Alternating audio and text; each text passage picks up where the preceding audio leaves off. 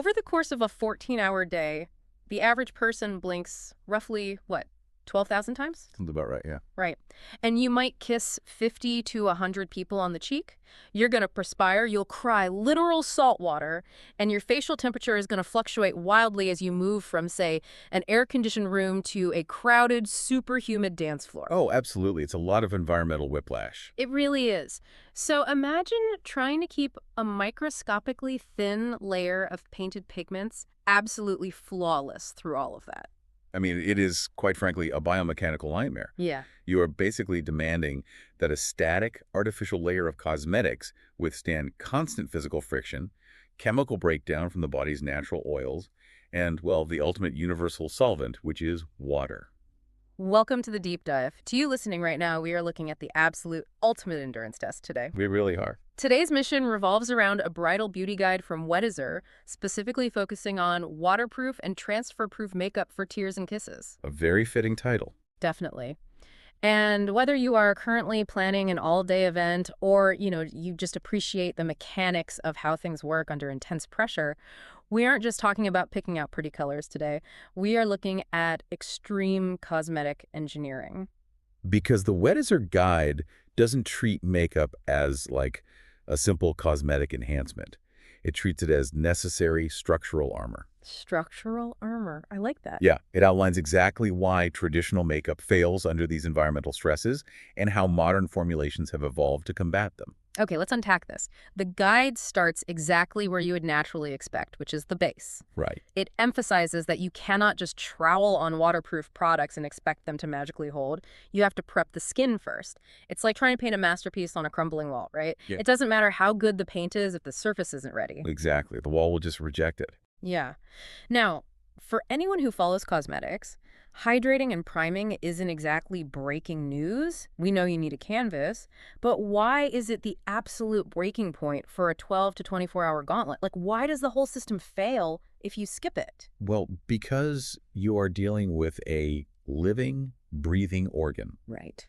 Your skin doesn't care that you're at a wedding. It is constantly expiring moisture and producing sebum.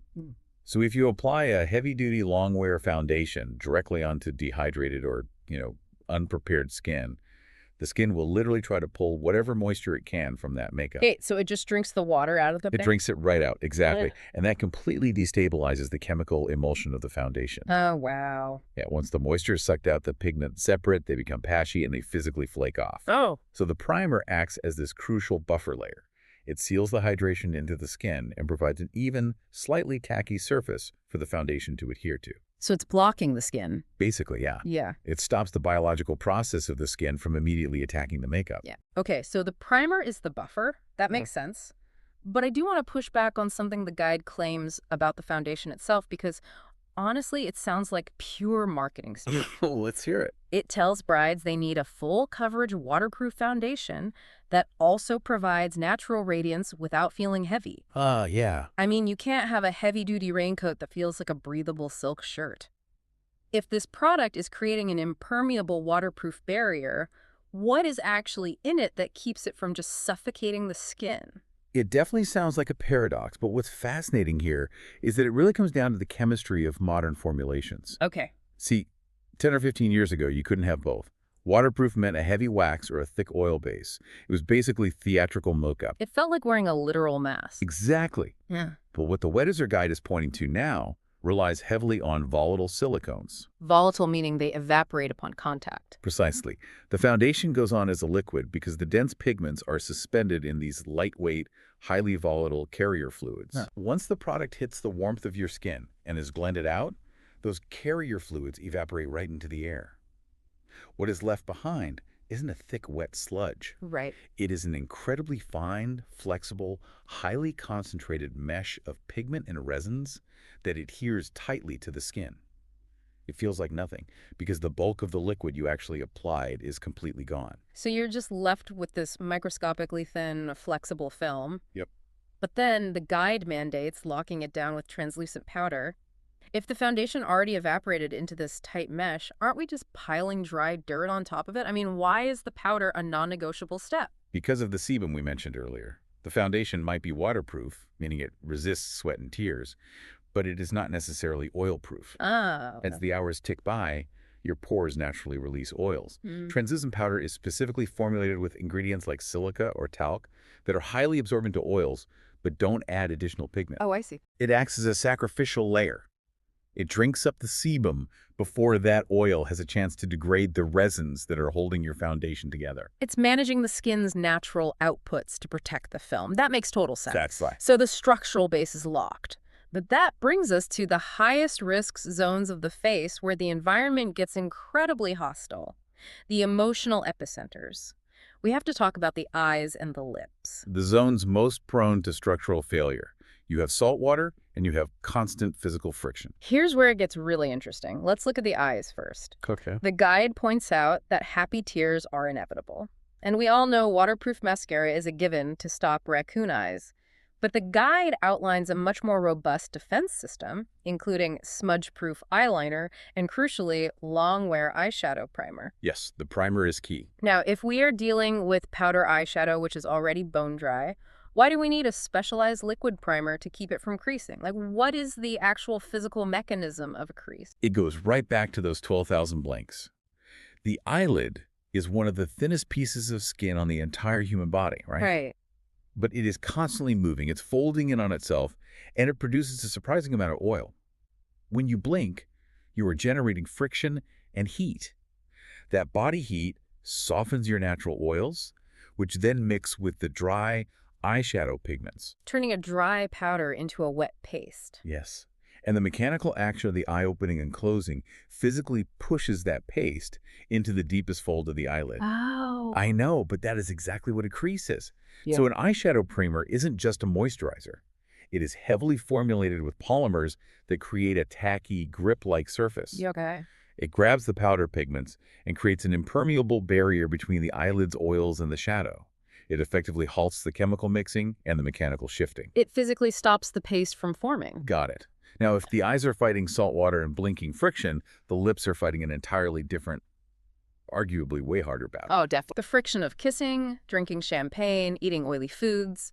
The guide demands transfer-proof lipstick. It has to provide rich pigmentation, absolutely not transfer onto a partner's white collar, and somehow remain comfortable for 12 hours. Which is a massive chemical challenge. Unlike the rest of the face, the lips do not have sebaceous glands. Really? They don't have any? None. They do not produce their own oil, which means they dry out incredibly fast. So if you use a liquid lipstick that relies heavily on those evaporating solvents we talked about with the foundation, You're going to end up with lips that feel like cracked desert earth by hour 4. exactly. And nobody wants to be kissing cracked desert earth. Absolutely not. To get around this, the guide drops a tip that really caught my eye. It says to pair the lip color with a matching lip liner to enhance the staying power. Yes, a crucial step. I'm trying to picture the mechanics of this. Is it just to keep the edges of the liquid from bleeding outward, or is there more to it? Because applying a liner all over the lip sounds like, I don't know, laying down a grid? Like putting rebar inside concrete? That is a brilliant way to visualize it. It is exactly like laying down rebar. Really? Yeah. Lip liners are formulated entirely differently than lipsticks. They contain a significantly higher ratio of waxes to oils. Oh, so they are physically stiffer. You're putting down this stiff, waxy structural framework across the entire lip, not just the borders, and then pouring the softer, more comfortable lipstick formula over the top. Exactly. The waxy rebar of the liner gives the softer lipstick formula something to physically grip onto. That makes so much sense. When you take a sip of a drink or kiss someone, the surface layer of the lipstick might experience high friction, but the base layer is firmly anchored to that waxy grid. It maintains the structural integrity and the color saturation underneath, even as the top layer faces environmental wear and tear. Okay, so we've got the foundation chemically locked, we've got the eyelids polymer sealed against friction, and we've poured the waxy rebar for the lips. We're fully armed. We are totally armored. But then the Weddizer guide throws us into a scenario that actively attacks all of these defenses simultaneously. The summer wedding. The summer wedding.